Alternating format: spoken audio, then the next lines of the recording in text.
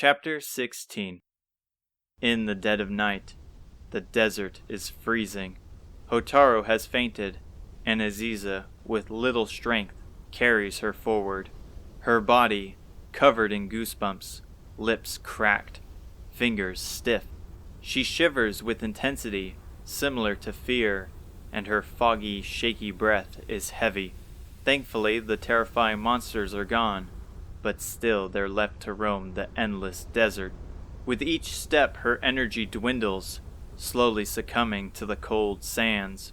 However, while her stamina fades, her mind races. She cannot stop now, for she knows Isamu and Fedir would do the same. Their lives, like Hotaru, weigh on her shoulder, a burden she will carry in a heartbeat to save them. Not again will she be alone. She wraps her free arm around Hotaru to shield her from the harsh winds as she reaches the apex of another hill. In the distance, her eyes shine with life. Glimmers of light rest atop the castle's several sentry posts. The Castle of Hope is colored like the sand, and nearby is the beautiful oasis the people spoke of. Her steps hurry towards the grand gateway, and as she closes in, 2 armored guards with red shields spot her. One removes their crimson helmet to reveal a matured woman with long brown hair. She leans her head forward and snaps her head to the other guard next to her. They're travelers. The other guard catches sight, and they run over to them. "Hey!" she shouted. As they run towards them, Aziza tumbles into the large arms of the helmetless guard. Her embrace is warm, comforting, and safe, like a child hiding in a blanket. Her scent is calming like an ocean breeze, making her believe she's in a dream. Aziza rests her head on her chilly breastplate like a newborn baby. "We must take them inside. Hurry and bring reinforcements," the motherly woman ordered. The other guard is a younger woman, and salutes before running to the gate. "Yes, ma'am. Don't you worry now. You're safe. We will take care of you." Aziza's voice is dry and weak. "There's more of us. My friends. They're still out there. Please ease yourself. We need to make sure you're safe first." More guards arrive, and without a word, they take Hotaru through the open gate. As Aziza's guide follows, Aziza tightly grips the steel braces of her armor, afraid of letting go, a feeling which is too familiar. She gazes upon the castle grounds, the light from the sentries illuminating the path ahead. The front is covered in a field of sand where many guards are posted. Most are resting or feeding their provisions to the dozens of adorable cats that tail them. Following the paved walkway of stone, with pillars of marble along its edge, leads to an open door to the entrance of the castle. A pristine red carpet with golden streaks greets them, and what awaits her inside is like what the old fortune-teller told back at Asham. Only women of various ages and races roam the walkway. The many pathways, stairs, and doors make the castle more of an indoor city, a getaway paradise that the church would describe as the heavens. Even with the night upon them, the castle's people chat, dance, shop, and the biggest attraction by far is a hot spring in one of the corners. As dozens enter and exit the grand wooden doors with a welcoming sign, releasing glimpses of the soothing toasty steam near its entrance, the young guard from before brings a phial of clean, cool water and warm, soft bread. "Thank you," Aziza says, scarfing down her rations in seconds, enjoying every bit of the refreshing water and the delicious bread. Having a moment of peace in the wondrous atmosphere of the castle is a bliss unlike any other part of the world that has been described to her. From how perfect everything is, she takes a moment to pinch herself to try and awaken from her dream. But no matter the pain she grants upon herself, nothing changes. A place that sits on the dangerous sands, home of undead monsters, should not be possible. Perhaps it is due to its isolation that it has achieved its heavenly wonder and reputation. As her mind calms and her body heats back up, she takes a moment to organize her thoughts. Isamu and Fedir are still in the depths of the desert. Please, you have to help me, she begged. These monsters arose from the ground and attacked us. They took my friends in this whirlpool, and they sank. Their fear in their eyes halted her words. Despite the steam that floats around, the air is chilling. Is there some way you can help? She beseeched.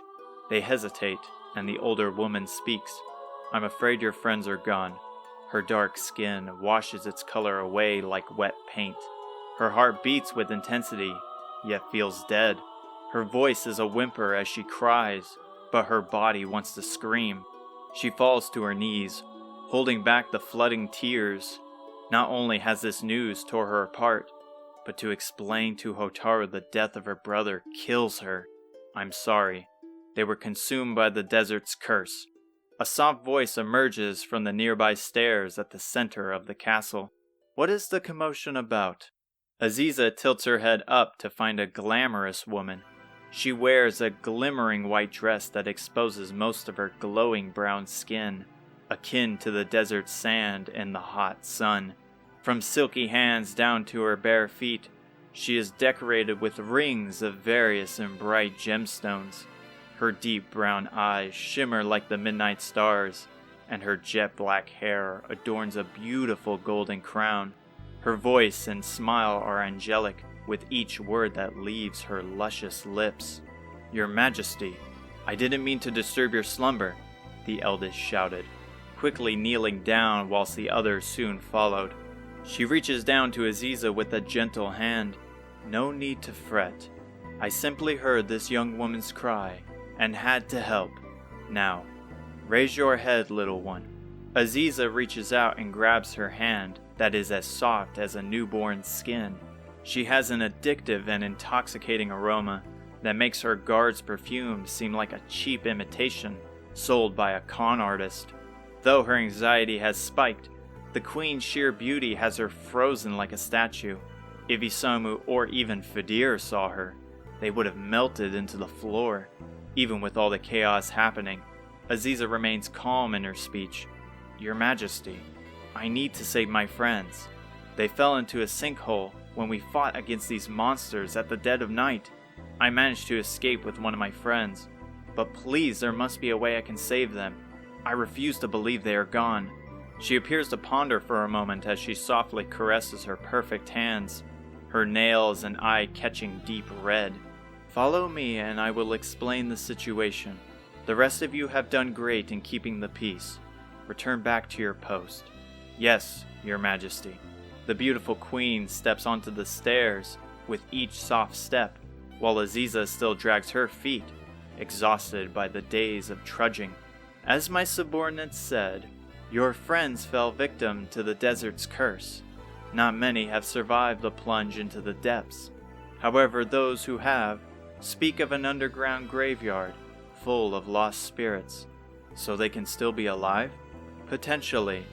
Though the trial that awaits them is a grueling one. In the depths is a maze which, when completed, leads to the base of the Great Pyramid. If they somehow manage to quell the restless demons, then the deadly traps await them next. I need to get to the pyramid then. If there's a chance, I must take it. Ease yourself, young one. First we must see if they still live, and if so, we must lend them our spiritual might. Now, I must know before we can begin. Do any of your allies wield the power of magic? Fedir does. He is a priest who carries a staff. His magic is unlike anyone else's I've seen. Excellent. He will be our target then. The stairway ends, leading to an empty audience chamber. Not even a guard is in sight. Continuing to the end of the red carpet is a divine throne with golden limbs and a red, comfy cushion. She takes a seat, crossing her smooth foot, with matching glossy red nails over her leg. She removes a blue sapphire ring from her slim finger and holds it out.